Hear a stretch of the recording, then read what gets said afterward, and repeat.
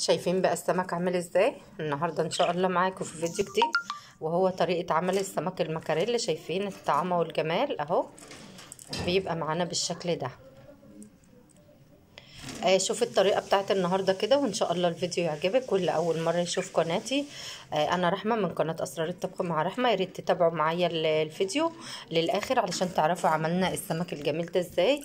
وان شاء الله لو عجبكم الفيديو ما تنسونيش من اللايك الجميل بتاعكم. واللي مش مشترك عندي في القناه يا ريت يشترك عندي ويفعل الجرس علشان يوصلكم مني كل جديد. يلا بينا نسمي الله ونصلي ونسلم على رسول الله عليه الصلاه والسلام، ونشوف عملنا السمك النهارده ازاي. ودلوقتي بقى هنقول بسم الله الرحمن الرحيم ونبدأ المقادير بتاعتنا او الحاجات اللي هنحتاجها لوصفة السمك المكاريلي بتاعنا النهاردة. شايفين نضيف اهو مغسول ومنقوع في نعناع وليمون، زي ما انتم شايفين كده زي الفل اهو.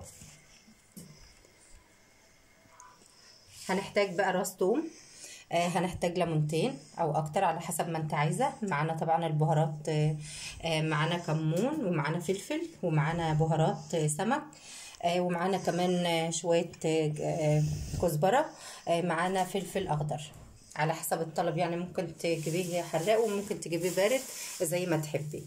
طيب احنا هنحتاج ايه النهارده للوصفه بتاعتنا؟ هناخد كل الحاجات دي.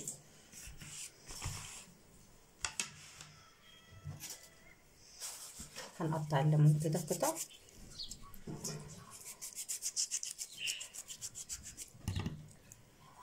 اهي قطع كده صغيره او زي ما تحتاجي يعني قطع كبيره. هنخرج البذر بتاعه كده. ومعانا راس الثوم زي ما انتم شايفين اهي. كده قطعنا بقى الليمون وقطعنا وعاملين الثوم اهو. ومعانا كمان عود نعناع كده علشان يخلي ريحه السمك حلوه.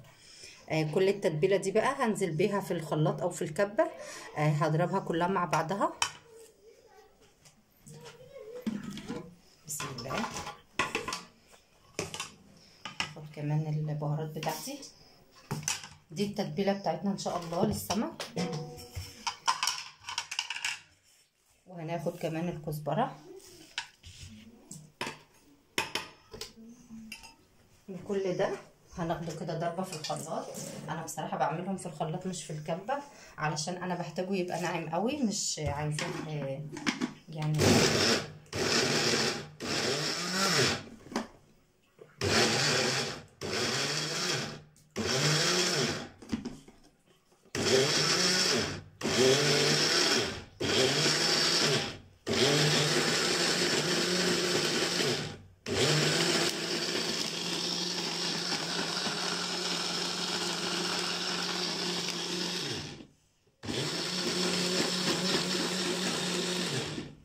بس كده. بعد ما ضربنا كل المكونات بتاعتنا اهي زي ما انتم شايفين، طبعا ريحه الليمون مع الثوم بقى مع البهارات الحلوه دي، مع الكمون، حاجه زي الفل. ما اقولكوش بقى على الحلاوه والطعامه.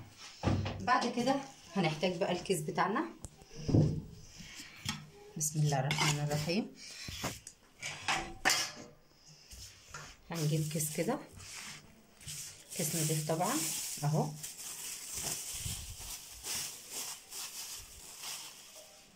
زي ما كده بالظبط.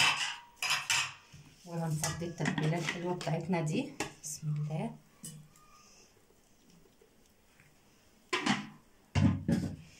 اهي التتبيله بتاعتنا زي ما انتم شايفين بالشكل ده، جميله جدا. عايزه تزودي عليها شطه بقى من اللي هي الحمراء الهريسه الشطه، بس انا بحبها كده للسمك، بيبقى لونها جميل وكمان بتبقى حلوه جدا. انا هاخد السمك بتاعي كده، اقطع السمكه كده زي ما انتم شايفين اهي.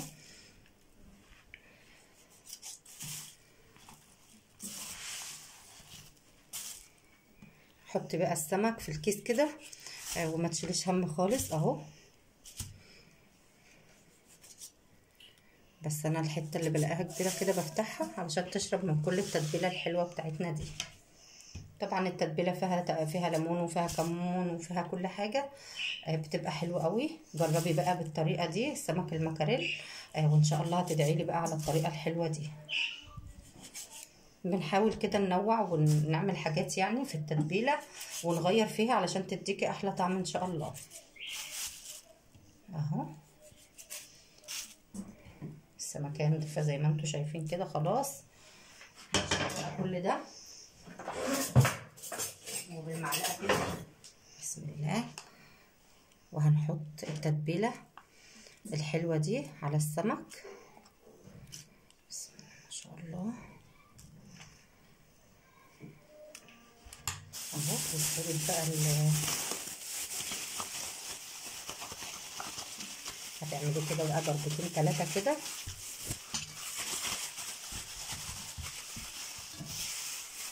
السمك بتاعنا بقى جاهز كده في التتبيله زي ما انتم شايفين. انا هسيبه بقى حوالي نص ساعه، لو عايزه تسيبيه اكتر سيبيه. وبعد كده بقى هنشوف هنعمل فيه ايه. بس شايفين بقى تتبليه كده في الكيس احسن. وكمان بتقدري تتحكمي فيه وفي التتبيله. وانا هقفل عليه كده شويه، وبعد شويه كده هنرجع نحمره مع بعض ونشوف شكله هيبقى عامل ازاي.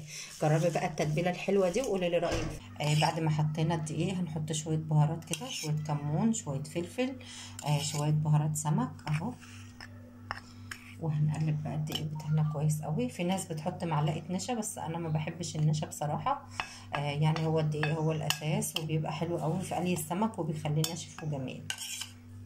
وانا بجهز السمك كده انا حاطه الزيت على النار. بس كده الدقيق بتاعنا اتبل زي ما انتم شايفين، والتتبيله بتاعتنا اهي زي الفل.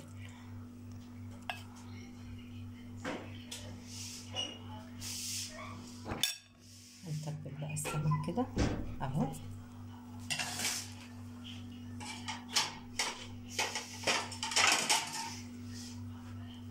هناخد السمك كده اللي بنتبله نحطه في طبق علشان ايه نروح بيه بقى على النار اهو. زي ما انتم شايفين بيكون بالشكل ده.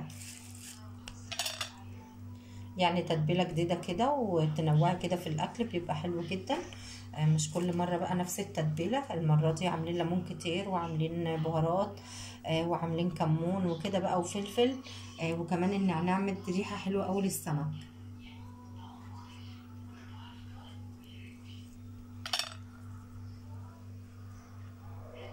اهو. سايبه الزيت بتاعي يسخن جدا على النار.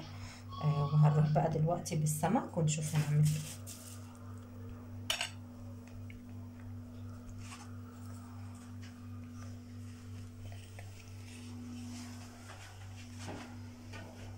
الزيت بتاعنا اهو على النار زي ما انت شايفه.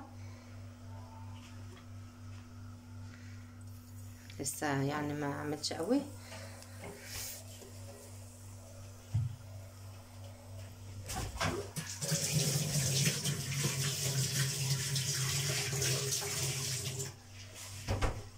هنجرب كده مع بعض. بسم الله الرحمن الرحيم اهو. شايفين؟ بسم الله.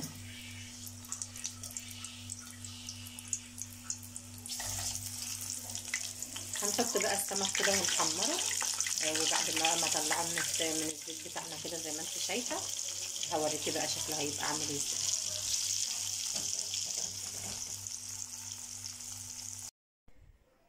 وبعد ما حمرنا السمك زي ما انتم شايفين كده، شايفين الجمال وشايفين القرمشه اهو. بيبقى معانا بقى بالشكل ده. بسم الله ما شاء الله اهو زي الفل معانا اهو. اتمنى طبعا تجربوا الطريقه. ولو عجبتكم الطريقه طبعا ما تنسوش اللايك الجميل بتاعكم مع الرز الابيض طبعا. او مع الرز اللي انت بتحبيه. يعني في ناس بتعمل رز مفلفل معاه او حاجه تانية، بس هو الرز الابيض مع السمك المحمر المكاريلي ده بيبقى جميل جدا. جربي بقى الطريقه دي وان شاء الله تعجبك جدا. واتمنى ان شاء الله اللي ما اشتركش عندي في القناه يا ريت يشترك ويفعل الجرس علشان يوصلكم مني كل جديد. واشوفكم في فيديو جديد، والسلام عليكم ورحمه الله وبركاته.